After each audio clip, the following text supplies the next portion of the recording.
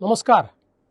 पुण्यश्लोक अहिल्यादेवी होळकर यांच्या त्रिशताब्दी जयंती वर्षानिमित्त जलसंपदा विभागातर्फे गोदा ते नर्मदा पुण्यश्लोक अहिल्यादेवी होळकर जलयात्रा हा उपक्रम आयोजित करण्यात आला.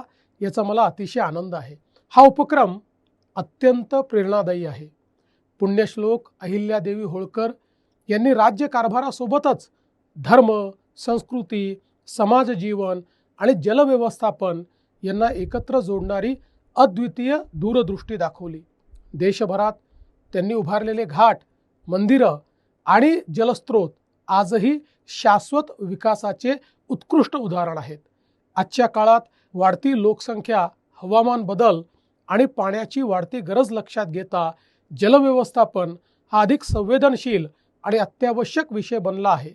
या पार्श्वभूमीवर ही जलयात्रा केवळ प्रतिकात्मक नसून ती व्यापक लोक चळवळ ठरेल असा मला विश्वास आहे. या यात्रेमध्ये राज्यातील 30 प्रमुख नद्यांच्या जलाने नर्मदा पूजन करण्यात येणार आहे. गंगा जन्मसंगम समर्पण तत्वज्ञानावर आधारित ही संकल्पना आपल्याला निसर्गाशी असलेले नाते अधिक दृढ करण्यास प्रेरित करणार आहे. नदीजोड प्रकल्प जसे नद्यांना एकमेकांशी जोडतात, तसेच ही यात्रा लोकमनांना, समाजाला आणि संस्कृतीला एकत्र जोडण्याचे कार्य करणार आहे. जलसंवर्धनाबाबत जागृती करणे, पाणी बचतीच्या आधुनिक तंत्रज्ञानाचा प्रसार करणे, महिला सक्षमीकरणाला चालना देणे आणि समृद्ध सांस्कृतिक परंपरेचे पुनरुज्जीवन करणे ही या यात्रेची प्रमुख उद्दिष्टे आहेत. माननीय पंतप्रधान नरेंद्र मोदीजी यांनी मोर क्रॉप पर ड्रॉप हा मंत्र दिला आहे. त्याद्वारे शेतीत पाण्याचा कार्यक्षम वापर वाढवण्यावर भर देत आहोत.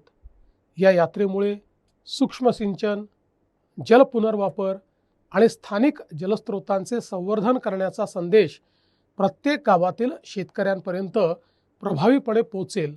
ही यात्रा केवळ जल व्यवस्थापनापुरती मर्यादित नाही, तर मंदिर, घाट, जलव्यवस्थापन, रोजगार, संस्कृती, विकास या साखळीचा पुनर्विचार करून ग्रामीण भागात नव्या आर्थिक संधी निर्माण करण्याचा हा प्रयत्न आहे. या जलयात्रेचा मार्ग अत्यंत अर्थपूर्ण आहे.